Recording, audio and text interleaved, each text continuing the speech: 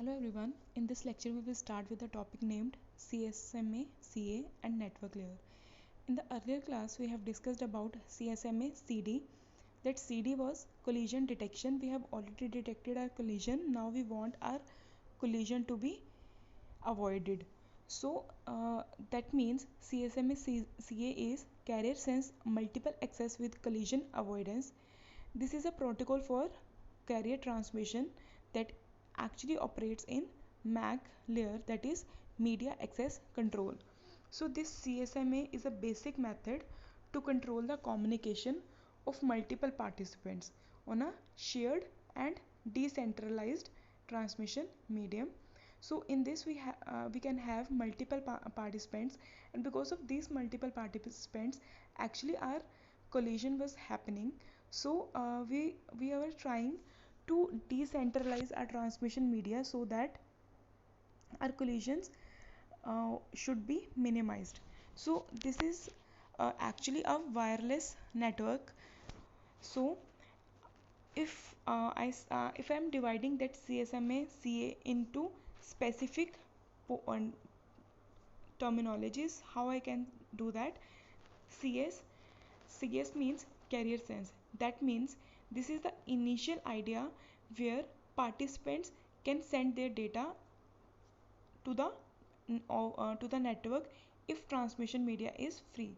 That means they are going that our information or our frames will be sent on the transmission media when the transmission media is idle and there is no further frame is present which is getting computed. The carrier status detection checks the channel anytime the data is not sent until it's available. So this carrier status is detection will check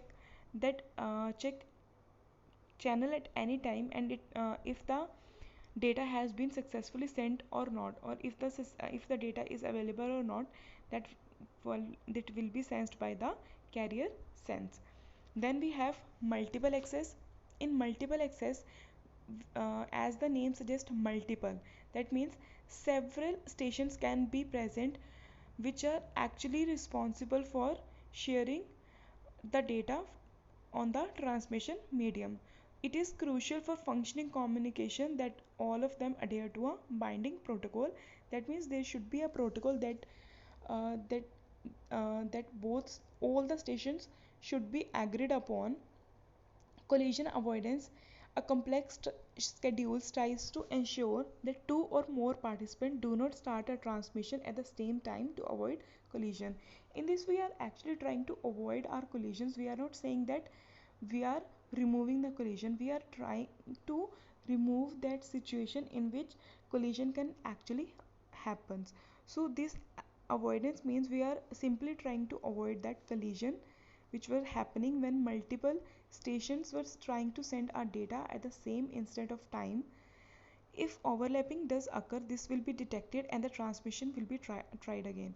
So suppose if um, if the um, if the carrier sense that multiple frames were sent by the stations and there is overlapping of frames, then that one of the frame will get be dropped and will be sent later after a specific time span.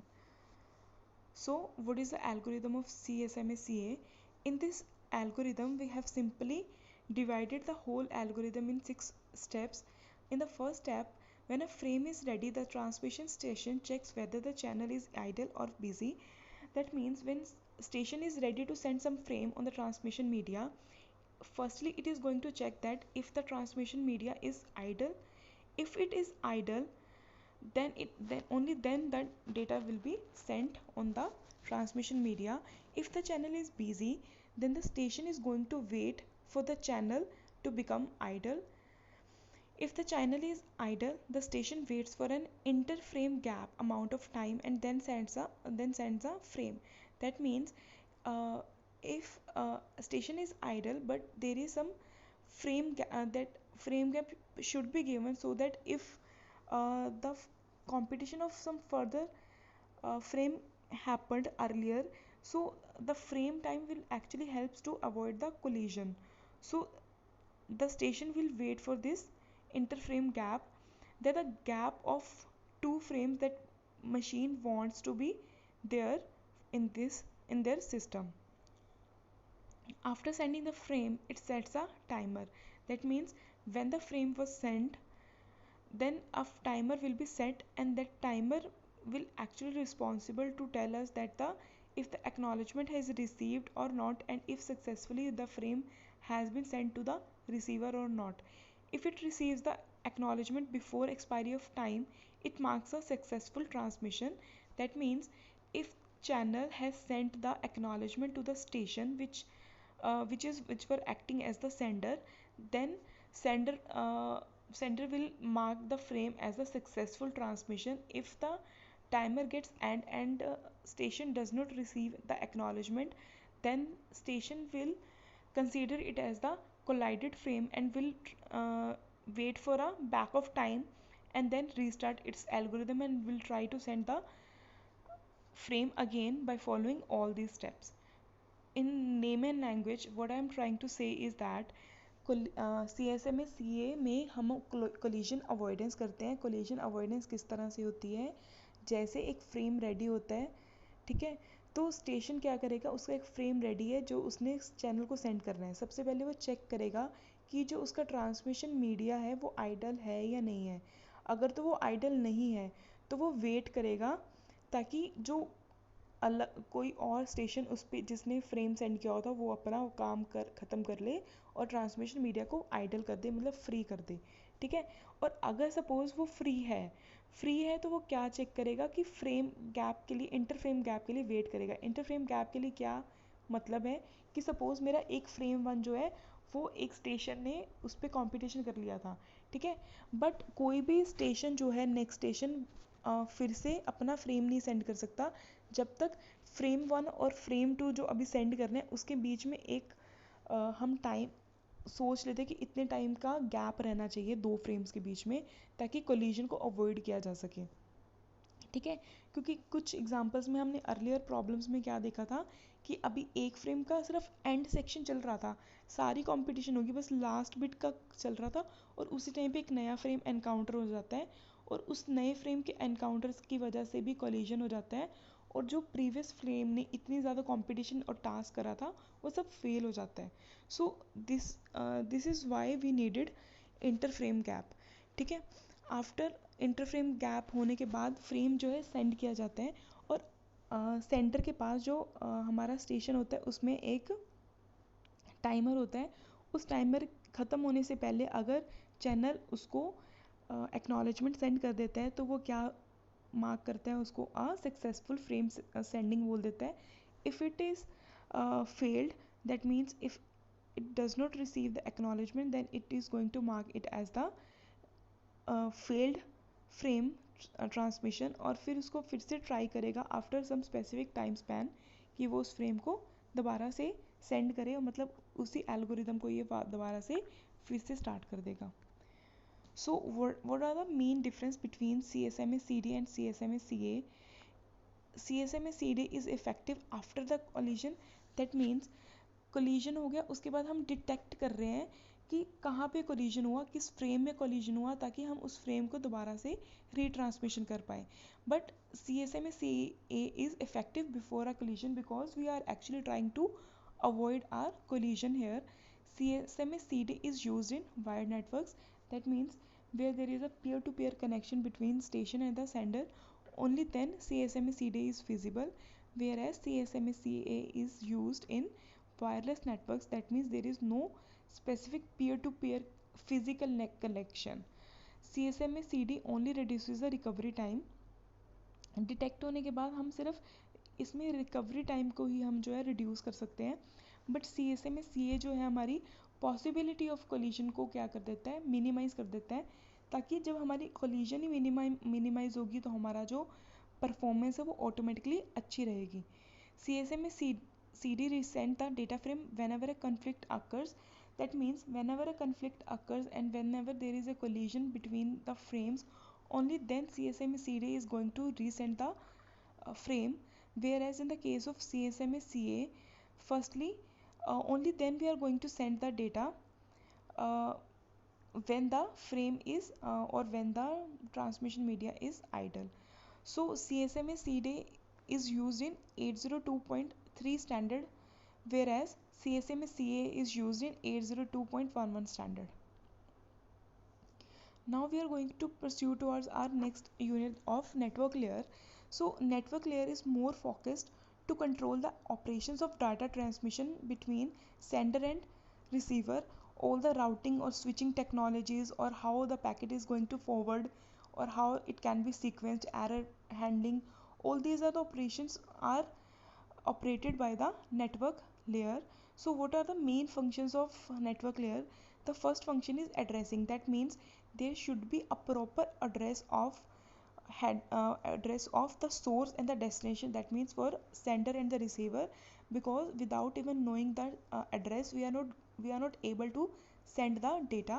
That means अगर हमें किसी के घर पे जाना है, अगर हमें उस person के घर का address ही नहीं पता, तो how we are going to actually reach there? So that's why we needed some address, and this addressing is very important in our network layer, so that data can be successfully sent by the source to the destination. Then packeting. ये packeting जो है हमारी internet protocol में perform होती है. ठीक है, हमारा जो नेटवर्क लेयर है वो हमारे पैकेट्स को कन्वर्ट करके उस अपनी अपर लेयर पे, इंटरनेट लेयर पे जो सेंड कर देता है. Then there is routing. This is one of the main functionality of network layer. This routing is actually responsible for data transmission, क्योंकि राउट कर रहे हैं हम, सेंड कर रहे हैं डेटा, उसको पाथ दिखा रहे हैं, उसको पुश कर रहे हैं कि you have to go from this source to this destination. Then internetworking. Internetworking means that मतलब जो भी लॉजिकल कनेक्शन है between devices, that means there should be some logical connection so that we are able to send some data from source to destination. So then we had some issues in network layer designing. Here, like first issue is store and forward packet switching. The host sends a packet to the nearest router. ठीक है, जो अपना host होगा, जैसे यहाँ पे H1 है, वो अपने नियरेस्ट राउटर जैसे सपोज कोई भी उसका अभी सपोज ए राउटर जो है वो नियरेस्ट है, तो होस्ट क्या करेगा, पैकेट को सेंड कर देगा वहाँ पे. The packet is stored there until it has successfully arrived. Once the link is fully processed by verifying the checksum, then it is forwarded to the next layer router till it reaches the destination. That means A से अभी कुछ packet था F1, ठीक है, H1 जो host था उसने वो पैकेट सेंड किया, तो उसके नियरेस्ट जो था राउटर वो A था. ठीक है, A को सेंड किया. जब तक पूरा का पूरा सक्सेसफुल पैकेट A को नहीं मिल जाता और A उस पर चेकसम ऑपरेशन नहीं कर पाता, चेकसम से वो क्या चेक करेगा, जो उसको पैकेट जो मिला है वो करप्टेड तो नहीं है. चेकसम का हमने फुल फ्लैश्ड एक एरर करेक्शन और डिटेक्शन में हमने फुल चेकसम को सॉल्व करके भी देखा था. ठीक है, तो वो चेकसम ऑपरेशन करता है और आफ्टर चेकसम वो अपने नेक्स्ट जैसे सीप को ट्रांसफ़र कर देगा, सी से देन ई से देन एफ पे. ठीक है, फिर एफ से वो होस्ट जो हमारा रिसीवर होगा उस पे जाएगा. इस वजह से हम इसको स्टोर एंड फॉरवर्ड बोलते हैं, क्योंकि वो पहले अपने आप में स्टोर करता है इन्फॉर्मेशन, उस पर चेकसम लगाता है और उसको करने के बाद फॉरवर्ड करता है. इस वजह से हम इसको store and forward packet switching बोल देते हैं. Because this actually is very difficult to maintain, because एक तो इसमें प्रोसेसिंग बहुत स्लो रह जाती है और टाइम बहुत ज़्यादा लगता है. So this is one of the main issue. और जैसे ही अगर कोई सक्सेसफुल पैकेट नहीं रिसीव हुआ तो भी प्रॉब्लम इसमें अराइज होने लग जाती है. So this is my first issue in network layer designing issues. Then our second, services provided to the transport layer. Through the network or transport layer interface, the network layer transfers its services to the transport layer. That means जो भी network layer ने अपनी processing करी है वो अपनी करके वो ट्रांसपोर्ट लेयर में क्या है वो सेंड करने लग जाता है. ठीक है, सर्विस कौन कौन सी प्रोवाइड करता है. Offering services must not depend on router technology. The transport layer needs to be protected from type, number and topology of the available routers. Network addressing says the transport layer needs to follow a consistent numbering scenario also at LAN and WAN connection. That means क्या होता है कि transport layer अब काफ़ी तरह से transport layer काम कर सकता है। हो सकता है कि ट्रांसपोर्ट लेयर में उनकी सिक्योरिटी प्रोटोकॉल्स डिफरेंट हों या सिक्योरिटी पैटर्न्स कुछ डिफरेंट तरह के यूज़ किए हों, तो नेटवर्क लेयर को उस तरह से डेटा सेंड करना पड़ता है कि जो ट्रांसपोर्ट लेयर उस पर उसको एक्सेप्ट कर सके और उस पर फर्दर कंपटीशन कर सके। ये काफ़ी थोड़ा डिज़ाइनिंग जो है इसकी थोड़ी डिफ़िकल्ट रह जाती है, इस वजह से भी इशू क्रिएट हो जाते हैं। कुछ हमारे डिफरेंट तरह के एड्रेसिंग सिनेरियोज़ हैं, जैसे लैन है, मैन है, वैन है, और इन सब की लैन मैन वैन की प्रोटोकॉल्स भी डिफरेंट होते हैं और इनकी टेक्निक्स भी डिफरेंट होती हैं। So because we have to change our terminologies according to the scenario of LAN and WAN. So this is also difficult when we are going to design our network layer. Generally, we are going to classify our connection into two types. That is connectionless and the connection oriented. Connectionless means that there is no proper wide connection between the sender and the receiver, whereas connection oriented must having a path between them or a wired connection. The third is implementation of connectionless services. Packets are termed as datagrams. यहाँ पे हम packets को क्या बोल देते हैं, डेटाग्राम्स बोल देते हैं, और जो भी उसके कॉरेस्पॉन्डिंग सबनेट होते हैं उसको हम डेटाग्राम सबनेट्स बोल देते हैं। जैसे हमारा सपोज मैसेज का साइज़ है वो बहुत ज़्यादा बड़ा है, ठीक है, अगर हमारे पैकेट साइज से 4 गुना ज़्यादा बड़ा है हमारा, मतलब उसकी कैपेसिटी जितनी है उससे 4 गुना ज़्यादा हमारा मैसेज का साइज़ है, तो हमें क्या करना पड़ेगा, उसको 4 पार्ट्स में डिवाइड करना पड़ेगा, ठीक है। और अगर हमारा कनेक्शन लेस है तो हमें काफ़ी ज़्यादा कंजेशन के इश्यूज आ सकते हैं, कोलिजन के इश्यूज आ सकते हैं। तो इस तरह से हमारी जो इम्प्लीमेंटेशन है वो डिफ़िकल्ट हो जाती है कनेक्शन लेस में। कनेक्शन में तो ये है ना कि हम सेंड करते जाते हैं बार बार, एक ही तरह का पैटर्न है, मल्टीपल कोलिजन्स जो हैं वो अराइजेस नहीं होती, तो this is also the one of the issue. Then implementation of connection oriented service. To use a connection oriented services, firstly we needs to establish a connection, use it and then release it. इसमें overhead क्या आ जाता है कि अभी हमें अगर suppose थोड़ा sender और रिसीवर दूर दूर है, but we have to build a complete wired connection between them, ठीक है। कनेक्शन बनाने के बाद उसको यूज़ करने के बाद हमें उसको रिलीज़ भी करना पड़ता है ताकि कोई और मशीन आके उसके जो रिसीवर है, जैसे सपोज सेंडर और रिसीवर है, सेंडर ने कनेक्शन एस्टेब्लिश किया हुआ है रिसीवर के साथ, ठीक है, जैसे उसने डेटा सेंड कर दिया, यूज़ कर लिया, तो उस सेंडर को वो रिलीज़ करना पड़ेगा ताकि कोई और सेंडर उस पर डेटा को है अपना सेंड कर पाए. सो this is also difficult. So it can be actually done in two ways, circuit switched connection and virtual circuit switch connection. Circuit switch connection में क्या है कि एक proper dedicated physical path होगा जो कि हमारे establish किया जाता है communication nodes में, ठीक है, और फिर हमारा data stream किया जाता है. Whereas virtual circuit में क्या हो जाता है कि कोई भी dedicated path नहीं होता और हमारा एक virtual path create किया जाता है जिसके थ्रू हम अपने कनेक्शंस में क्या कर सकते हैं, डेटा को सेंड कर सकते हैं. फिर है हमारा ARQ. ARQ क्या है, ARQ क्या कर रहा है, ये हमारा एक तरह का एरर कंट्रोल प्रोटोकॉल है, ठीक है. तो ये एरर कंट्रोल ऑटोमेटिक रिपीट जो हमारा प्रोटोकॉल है वो हमें हेल्प करता है कि कोई भी एरर करेक्शन या एरर जो भी आ रही है उनको कंट्रोल करने के लिए हमें हेल्प करता है. When the transmission device fails to receive an acknowledgement signal to confirm the data has been received, it usually transmits the data after a predefined timeout. मतलब ये क्या करता है कि जैसे सपोज एक सेंडर ने डेटा सेंड किया रिसीवर को, ठीक है, after some specific time span वो वेट करता है, ठीक है, सेंडर वेट करता है कि उसको एक्नॉलेजमेंट मिल जाए.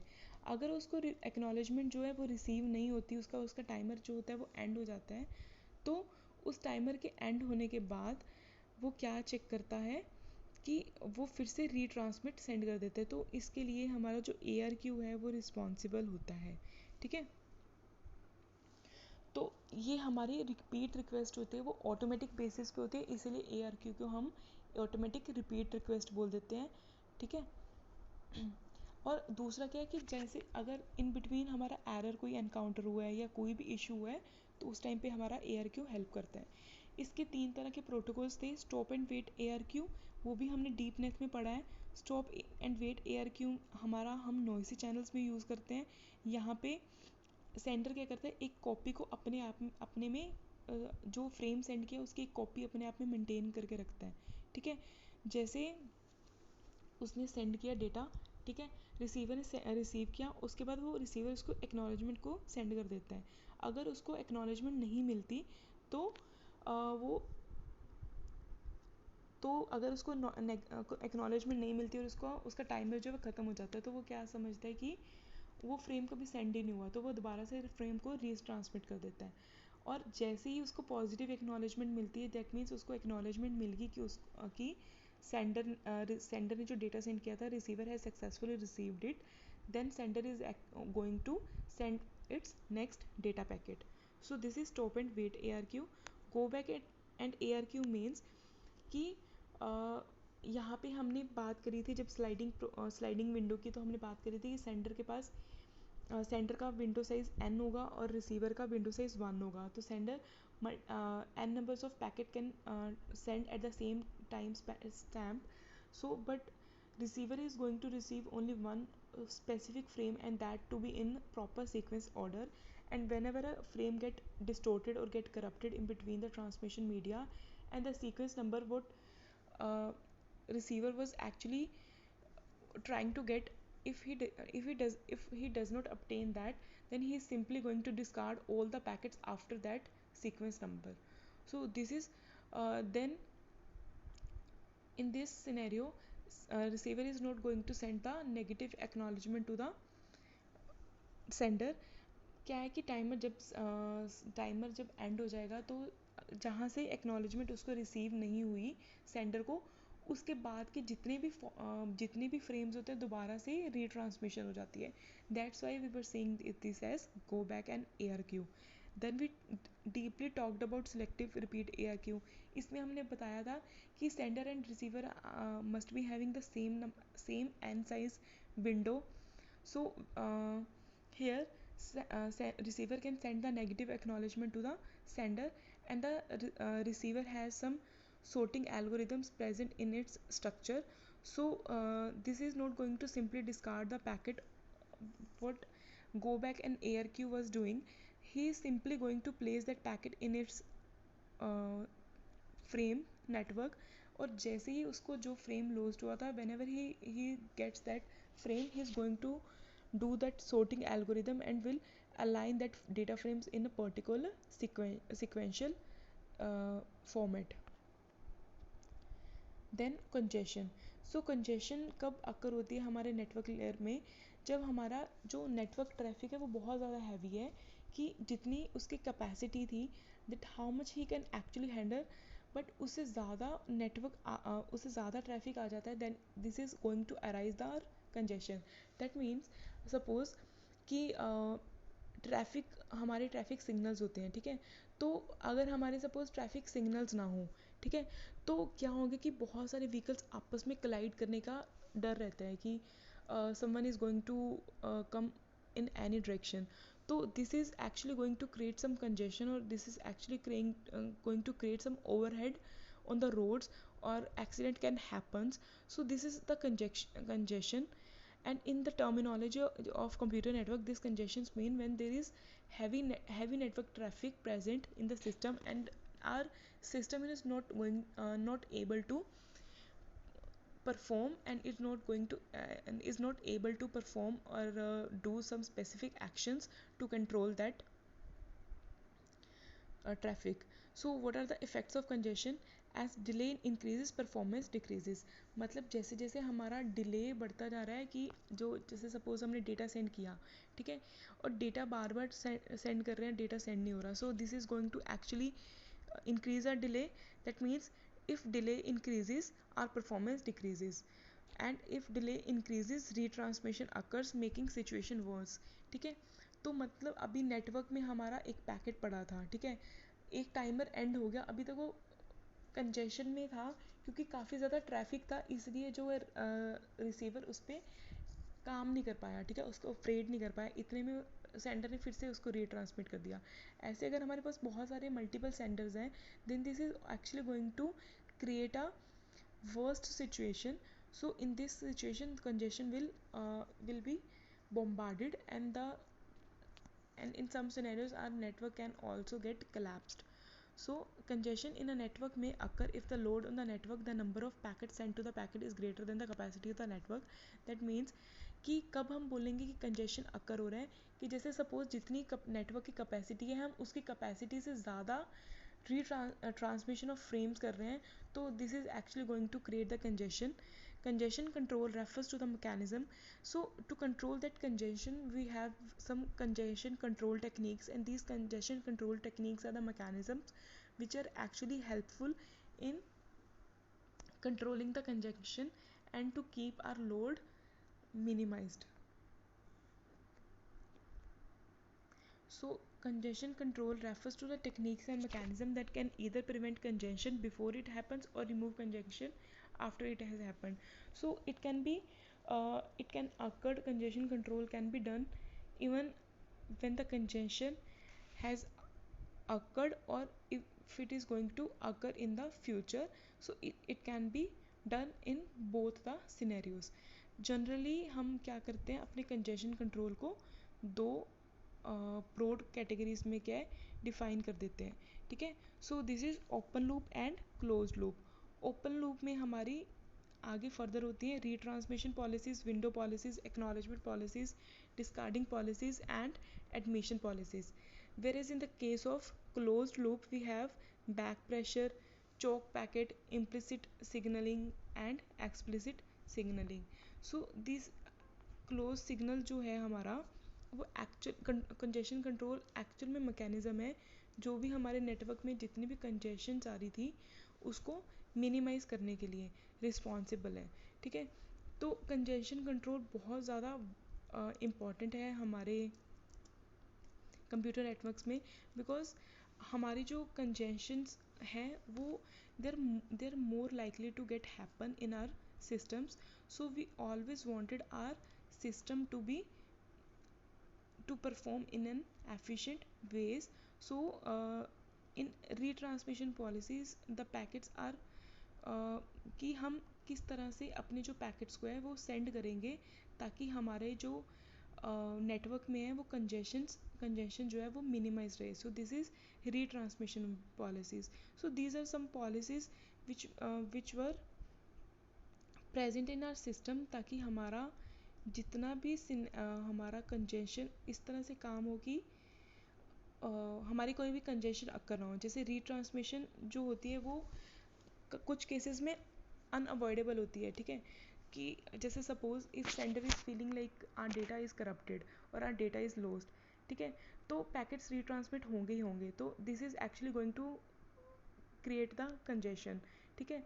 सो but a good retransmission policy is actually going to help us to prevent the congestion. So these are some whereas in the window policies, that when we are saying that go back and window ARQ, we have discussed कि अगर जो frame loss हुए तो सारी की सारी frames उसके बाद अगर उसके बाद 10 फ्रेम्स में है तो 10 के 10 फ्रेम्स रीसेंड होंगे. So this is also going to create our congestion. So this congestion control is going to help us or it is going to maintain that systems की हमारा जो भी कंजेशन रहे वो कंट्रोल स्ट्रक्चर में नहीं रहे. एक्नॉलेजमेंट पॉलिसी, समटाइम्स क्या है कि हमारी एक्नॉलेजमेंट मिस हो जाती है जब whenever receiver is trying to send the acknowledgement. तो दो रिसीवर ने वो सारी की सारी जो इन्फॉर्मेशन सक्सेसफुली उसको कंप्लीट कर लिया था, बट एक्नॉलेजमेंट ना मिलने की वजह से सेंडर ने दोबारा से सारा का सारा सेंड कर दिया. डिस्कार्डिंग पॉलिसी, ठीक है. So these are some policies which were helpful in controlling our congestions. So here we are going to end our lecture on CSMA CA, and then we discussed about our network layer issues, and then we discussed about congestion control. So thank you so much.